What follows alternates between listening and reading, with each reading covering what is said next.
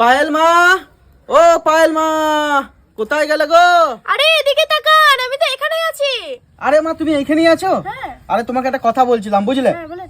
সেদিন বোলপুরে নিমন্ত্রণ করেছিল, আর ফুচকার স্টলে এত ভিড় মা, স্বাদ করেও একটা ফুচকা আমি খেতে পাইনি, বুঝলে? তুমি এক কাজ করো, আমাকে ফুচকা বানিয়ে দাও অনেকগুলো, আমি অনেকগুলো খাবো। অনেকগুলো খাবেন? হ্যাঁ। তাহলে চলো আজকে ফুচকা বানাই। আব্বুর জন্য আজকের ফুচকাটা বিয়ে বাড়ির স্টলের মতো বানাবো। তো প্রথমে কিছু গোটা মশলা গরম করে নেব। ধনে, গোলমরিচ, কয়েকটা শুকনো লঙ্কা আর গোটা জিরে। চলো, মশলাটা খুব সুন্দর করে গরম করে নিয়েছি, এবার নামিয়ে নেব। বিসমিল্লাহ।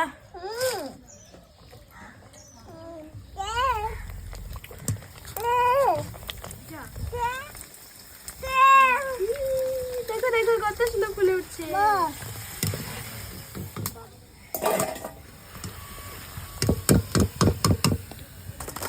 চলো চলো, ফুচকাগুলো সব লাল লাল করে ভাজা হয়ে গেছে। এদিকে গোটা মশলাটা ঠান্ডা হয়ে গেছে, চলো গুঁড়ো করে নিই।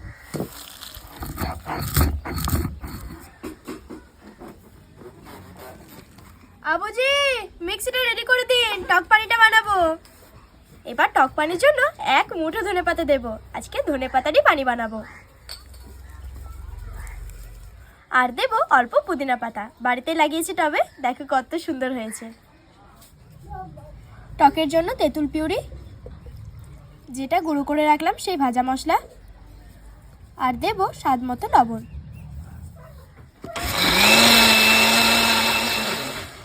এই যে দেখো, টক পানির জন্য মশলাটা রেডি করে নিয়েছি। আর দেব চিলি ফ্লেক্স, লেবুর স্লাইস, পেঁয়াজ কুচি, কাঁচা লঙ্কা কুচি আর ধনেপাতা কুচি, কাঁচা ছোলা,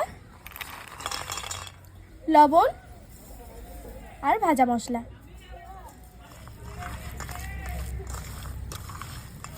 এই যে দেখো, ফুচকার সব আইটেম পুরো রেডি।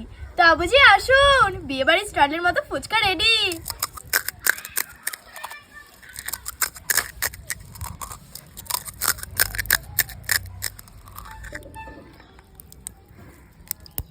বিসমিল্লাহ।